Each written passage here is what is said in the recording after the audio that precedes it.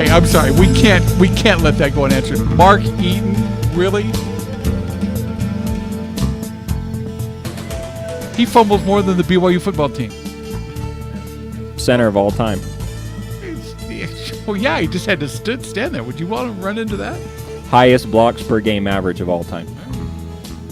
And how many free throws did he make? That predates me, Tim. Oh, but you know the record on the whole defensive thing. All right. It's Southern Utah Forum on a Friday afternoon. Casey Anderson is with us. Blake Cozzens with us. We've had them here on the show before. Happy to have them back again. Last week, we got treated to a meeting from the Count My Vote folks because they had to have public meetings. Am I right on that? Yes. And I know that we were all there. What'd you find interesting about that meeting? Well, I found it interesting. The reason that the Public Meetings Act was written into law was primarily so that people would have a better understanding of what they would essentially be signing during the petition process and what they would be voting for, come ballot time. And during my tenure in the legislature, one thing I learned was we have to view every bill at least 3 times. Mm-hmm. So the Public Meetings Act is supposed to review the legislation that they are proposing. I was a little disappointed. They spent probably 90% of their time attacking our current election system rather than talking about the bill that they're proposing. And we should point out that this group has tried to go through the legislative process, have they not? Well, that's what they say. There's no record of that. So we don't have any record that they've tried to introduce bills in the legislature?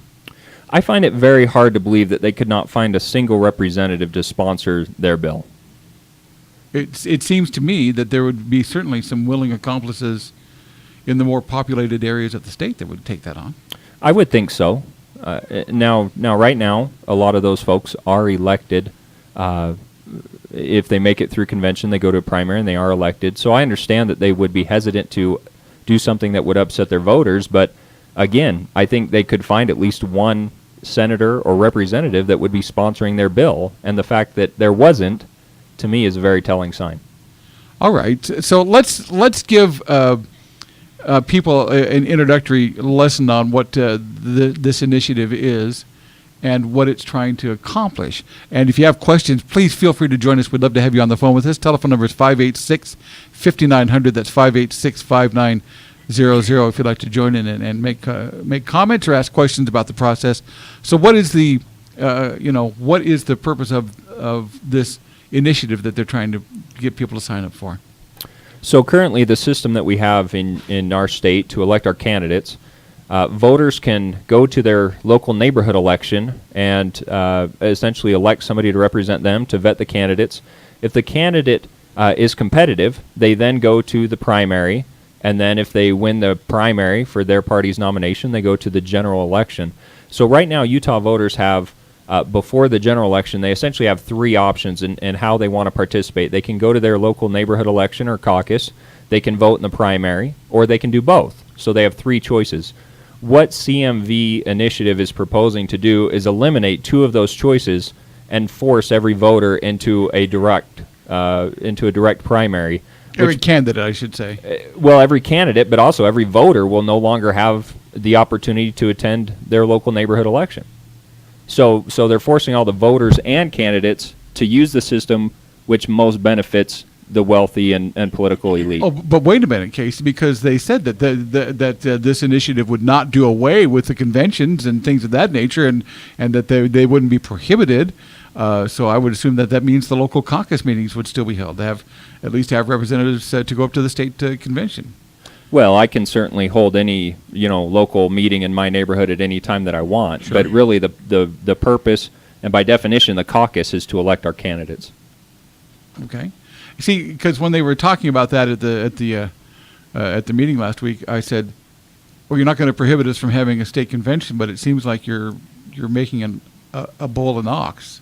Yeah, what they're saying is, and they're very experienced in the spin tactics. Obviously you have people that are very experienced in politics and been around for a long time. The terminology that they're using is that the parties can still endorse their nominees, or caucus attendees can endorse a nominee, which is good. But we can do that right now. We could do that in California. But what is so beneficial is the opportunity to actually get to meet the candidates and vote on them. And then if it's a competitive race, it goes to a primary. And that happened, I don't know about the Democratic side. I don't remember any primaries that came out of there, but there were some races in the Republican primary or Republican convention from last year that ended up in primaries. Very expensive process to my mind. Yeah, anytime there's a competitive race between two candidates, essentially a candidate only needs to get 40% plus one in order to get on the primary ballot. And I would make the argument that any candidate that's competitive, that truly represents the voters that they're trying to appeal to, can get 40% plus one. I think I'm a perfect example of that. When I was first elected, I was very young. I was new to the area, but I went out and I met with the voters, and I got more than 40% to agree with my positions. And I think we've seen that all throughout the state. It's not hard to get 40%, and CMV, with their initiative, is making it sound like it's impossible. And yeah, I think that's very rare that a competitive candidate can't get 40%. Now they're proposing a limit of, not a limit, a restriction of those that have to get 20%, is that, or 2%? Of signatures on a petition to get on the primary. Is that right? Yeah, essentially. So right now, in order to get on the primary ballot, I have to get 40% of the vote, which means that I have to go meet with people and talk about issues. Right. What they're proposing is you go collect signatures, and anybody who watches Jay Leno has seen that people will sign pretty much anything. So I would rather talk to voters about issues than go sit in front of the grocery store and ask people to sign a paper. I just think the interaction between the candidate and the voter is much higher quality, and I think candidates appreciate voters more when they know where they stand on the issues. And if I understand it right, they don't even have to, not one signature would have to come from, say, outside Salt Lake County.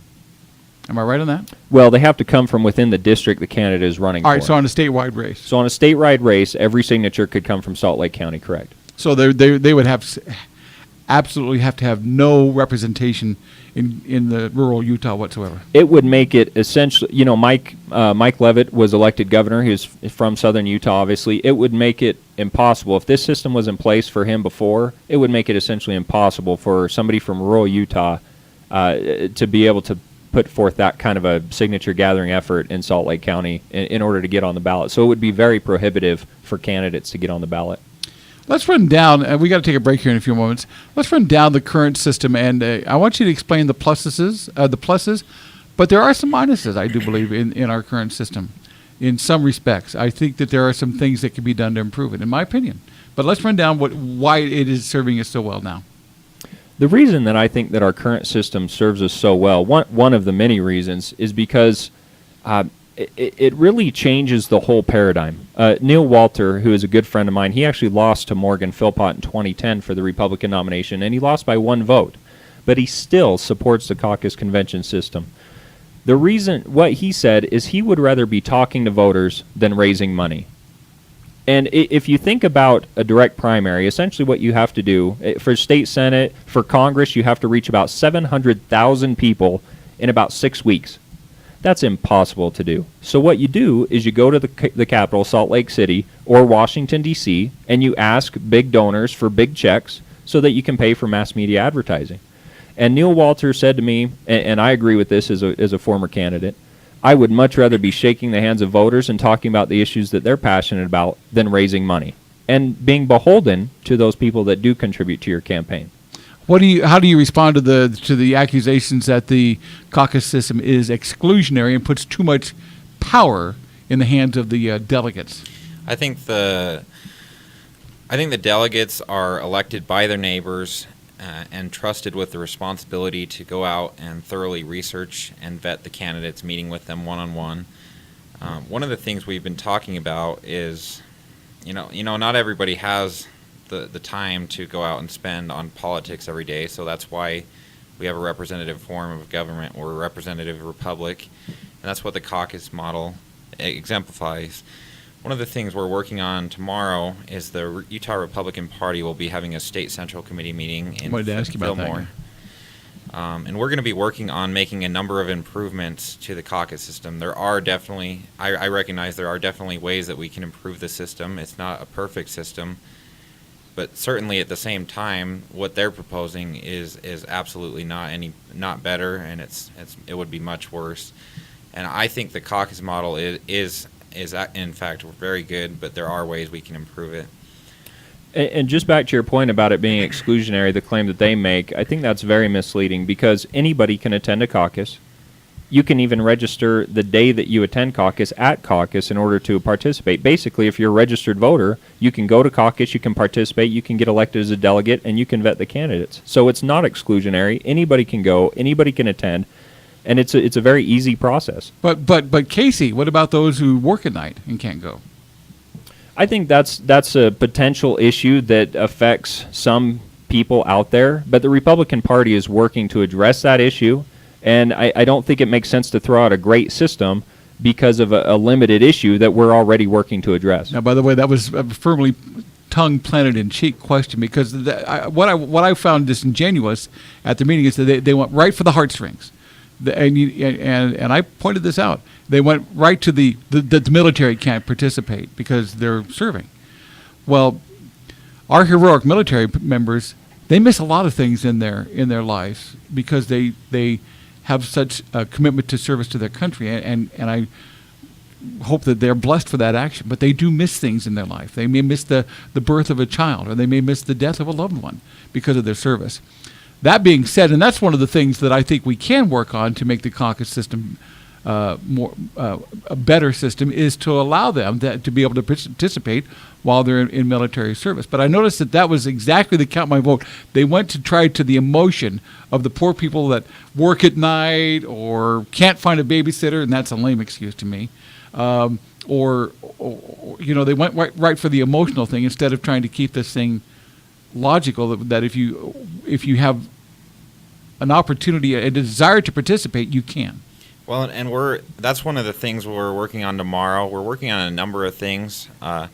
So we're working on a same-day balloting proposal, which will allow for the fireman or the mom who has to work at night, who can attend, to, upon providing photo ID and a number of stringent requirements, not too lengthy, that they can turn that into their precinct chair and they can vote. They can basically do an absentee ballot the same day. So that wouldn't be ahead of time, but they would be able to still participate even if they have to work.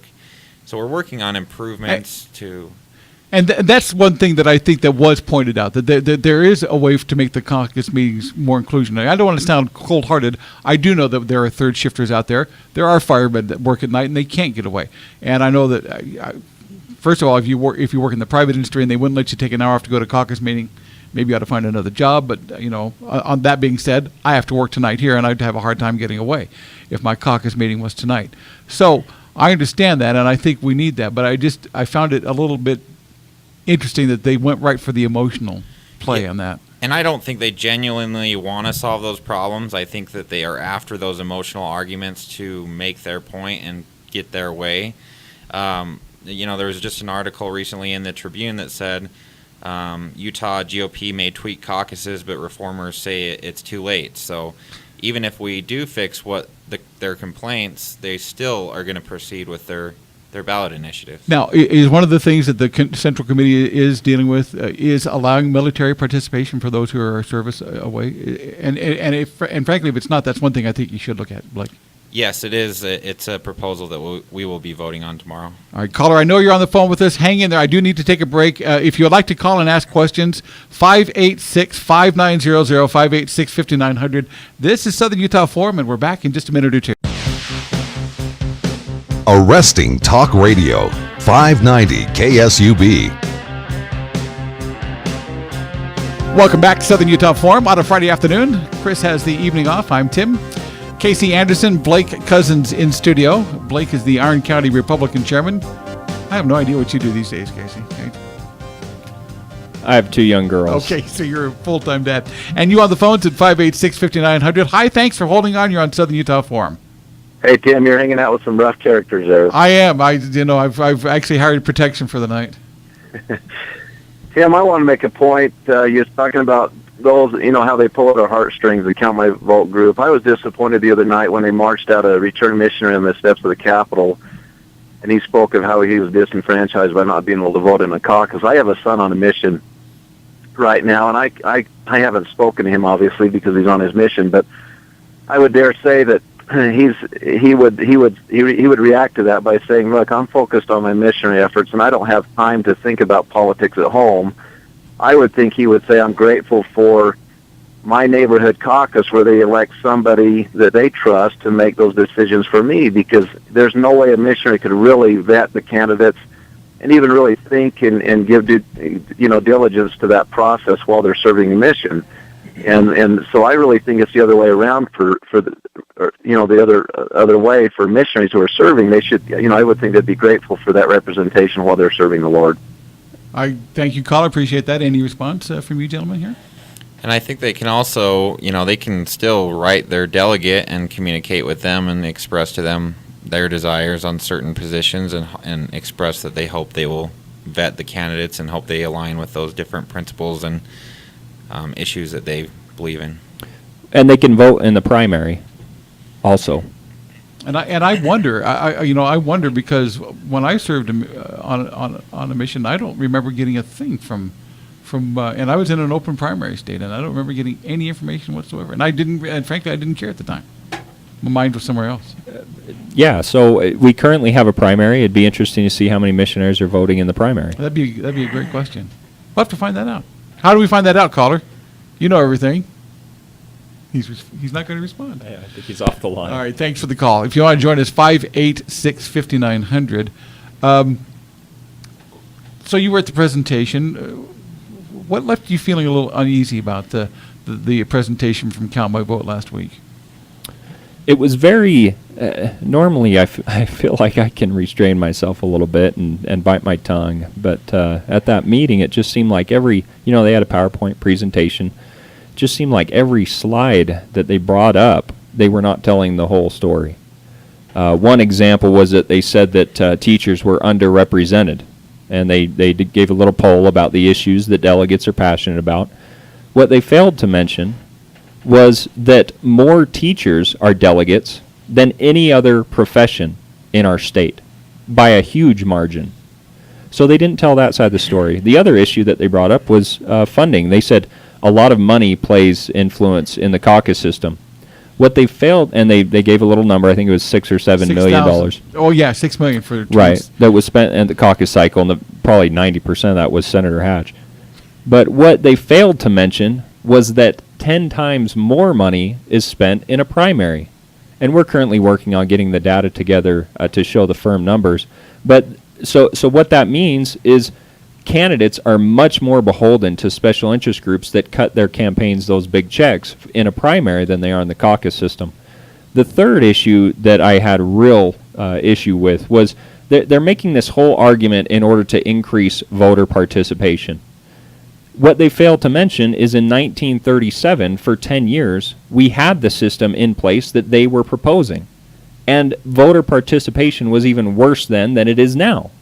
So again, they're not telling the whole story to the voters, and I consider that to be misleading. And I think going back to a system that we used in 1937, the data that they use is from 1968 forward. They don't use data from 1937.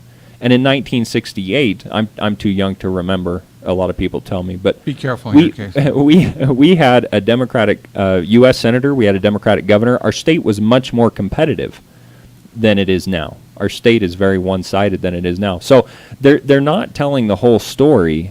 And so instead of it being a public meeting for the bill, for the law that they're trying to get passed, it's more of a kind of a propaganda approach.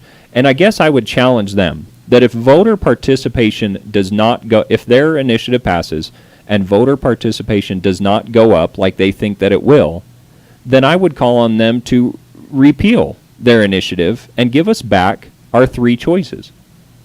Do you? Let's go with what happens if they get enough signatures on their petition. What happens then? It would go on the general election ballot in November 2014 for people to vote for. Yep.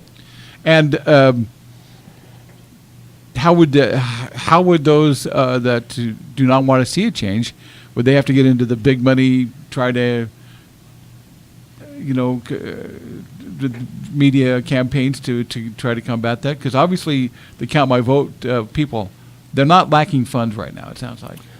One thing that's nice is their original proposal was an alternative path to the ballot. So instead of talking to voters, you could go get signatures and you could also get on the ballot that way.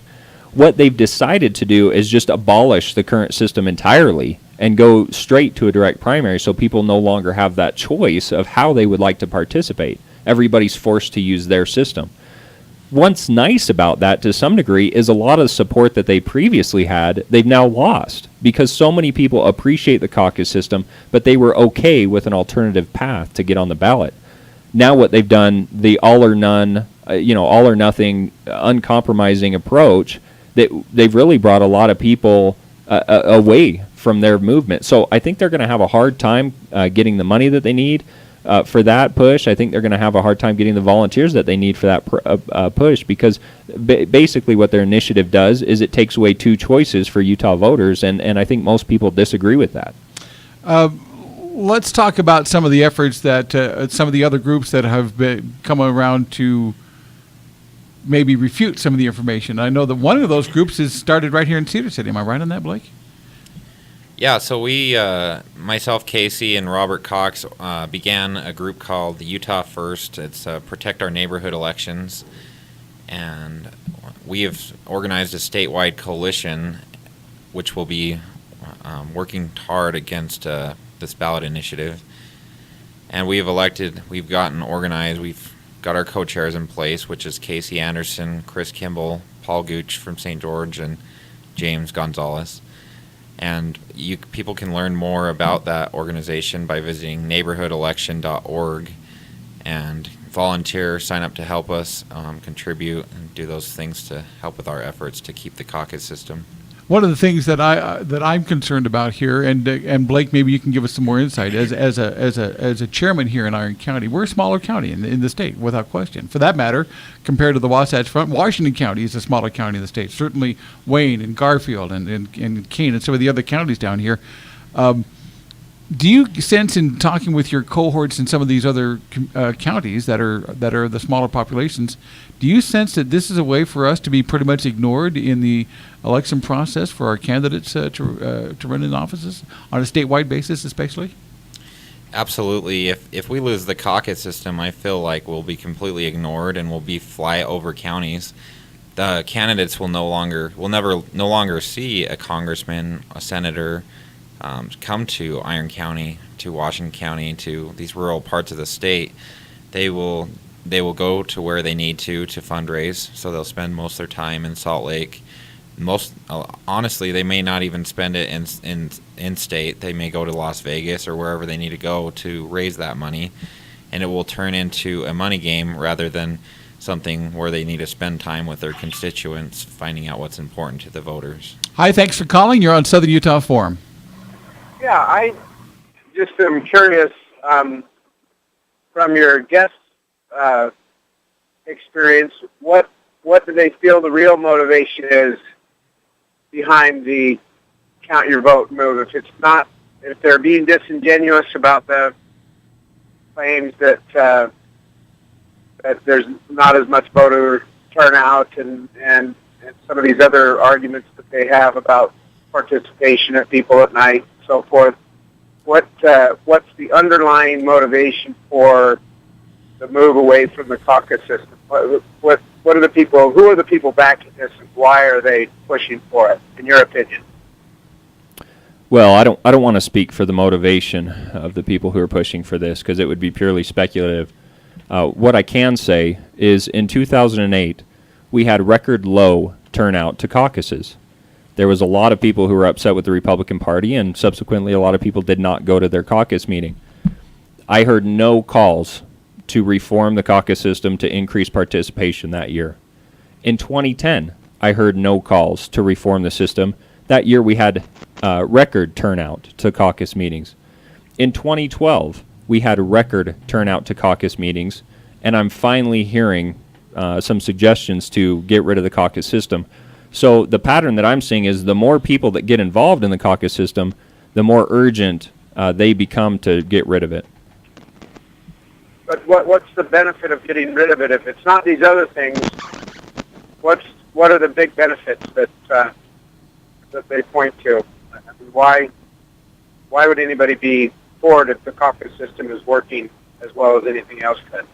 So politics is, most people, a lot of people who are involved in politics, it's about power. And I think most people in America understand that, and that's why Congress has an approval rating of 8%, is because they're not being represented.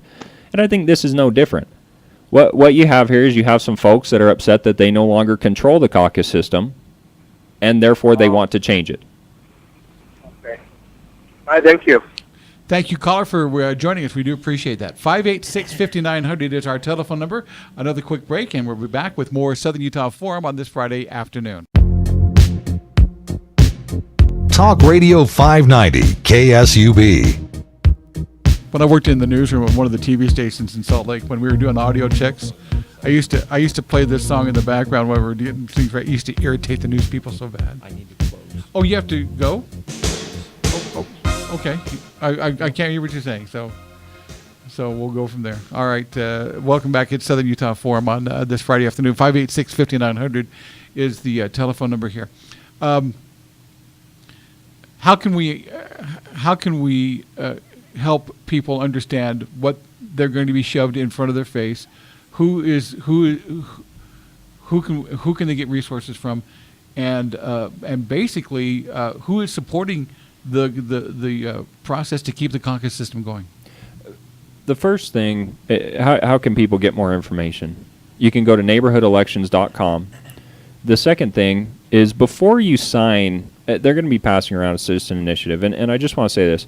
If you haven't been blessed with the opportunity to attend a caucus meeting, please come to our meeting. We're doing a meeting on Wednesday, this upcoming Wednesday. I think it's the 31st or 30th, at 7 o'clock p.m. at the Crystal Inn. And we're going to be doing a fact versus fiction type presentation. We're going to lay out the facts, and we're going to encourage people to attend a caucus meeting and participate before you sign anything. That's all we're asking, is get the facts before you sign. If you still oppose it, so be it. But get the facts. Can I just give a personal experience? At the meeting, they gave us a chance to speak. And I know that Blake stood up, and some of the younger people stood up that had talked about the caucus experience. I came at it from the other side. I didn't really start going to caucuses until I was in my 50s. Because I thought, oh, yeah. I was that guy that I think Count My Vote wants to reach, that sat on the couch watching TV, eating chips, and then thought, oh, I've done my public duty, I've gone to vote. And that was it. Well, I found out there was much more than that. Well, as a result of my going to caucus, I had a chance to go to county convention once, and then was blessed to go to state convention last 2 times we had a convention, because there's the nominating and then the organizing committee, and I got to go to both of those. And I ended up as a precinct chair. Now, you know what? Come March, my precincts could say, hey, thanks, Tim, appreciate it, you're done. And that's fine, if that's the case. I don't know. But one thing that bothered me is that they said these delegates have too much power. I never felt powerful in the least. In fact, I felt kind of struck down with the responsibility I had to. And I can say this, and this might irritate you guys. I know at least one vote I cast in Salt Lake at the convention was not one that I personally would have cast, because I thought it was better representative of the precinct that had sent me up. I didn't feel this big power trip at all.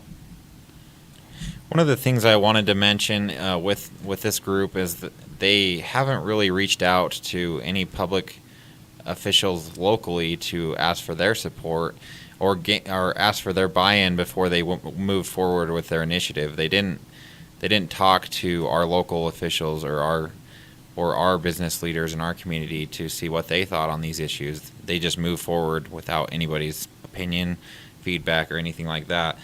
And I find it interesting as a result of that they don't have any local support in Iron County. There's not really any support for their efforts. We are going to be publishing a letter in support of the caucus system, and we have the following business leaders and public officials signed on: David Miller, who's an Iron County Commissioner; Paul Cozzens on the Cedar City Council; Evan Vickers, a state senator; Mark Gower, Iron County Sheriff; myself, the chairman of the Iron County Republican Party; Destry Griffiths is Enoch City Council; John Banks, Enoch City Council; Harold Haney, Iron County School Board; John Westwood, State House, Robert Cox, CPA, David Egertson, Treasurer for the Iron County Republican Party, Karsten Reed, a business owner, John Banks, Enoch City Council. So I think there's a large support in rural Utah for the caucus system, and I think that these guys have not done their homework and reached out ahead of time to get feedback on what reforming a system that has worked for so long. I have to assume, Blake, because you're on the Central Committee as part of your leadership, and tomorrow you're meeting about this very thing. It's not that the parties, and I assume, we can't speak for the Democratic Party, but I assume the Republican Party has said, well, yeah, there are things that could possibly be better in the caucus system, and you're going to address those things, aren't you? Well, we're not talking necessarily about changing the going away with the caucus But system, improving. we are definitely talking about improvements, and there's 7 proposals on the agenda of improvements that we're going to be voting on. And the Democratic Party actually did vote last year at their convention. 55% of their delegates voted to support the caucus system. One thing that I learned while I was in the state senate was how important it is to have a collaborative approach and to bring in all parties. And that's when you have good legislation that is crafted, is when everybody has buy-in that are key stakeholders. And I think what you're seeing from the CMV initiative is more of a Washington approach. And what I mean by that is they're doing what they want to do without talking to really anybody. The legislature does not support this initiative. The Republican Party, the Democratic Party, the Constitution Party, none of those parties support the initiative. Local county clerks, county commissioners, county auditors, county sheriffs, nobody seems to support this initiative, yet they're moving forward full steam. So to me, the previous caller asked what their motivation was. I think that's another clear sign that there might be an ulterior motivation, because they're moving forward with something that they want, even though they know that nobody else seems to support it. So I hope that people will come to our meeting Wednesday, 7 o'clock at the Crystal Inn, to really get the full picture on why this is what it is. And you said you wanted to invite people to, we're getting out of time, I hate this, that you wanted people to attend a caucus meeting. Are you going to have a kind of a mock caucus system that they can come to? Because they may have the signatures collected before March, and the next caucus cycle would happen. I hope everybody attends our caucus meetings in March. I want attendance to be as high as possible. I think that the caucus system works best when we have good attendance like we've had the last 2 cycles. So I hope everybody will go to ironcountygop.org. Caucuses are only five months away. Put it on your calendar right now and attend. On March 18th, so mark your calendars. And that's for the Republican. Do the Democrats caucus on the same night? They have in years past, but sometimes they do it different nights. Okay, It just depends. we'll get that information up on our website at KSUB590.com. We've put it up every year since I've had more connection with the AM station here, so we'll make sure we get that up. Gentlemen, thank you for standing up for what you believe, and if you see a petition shoved in front of your face, at least think about it, right?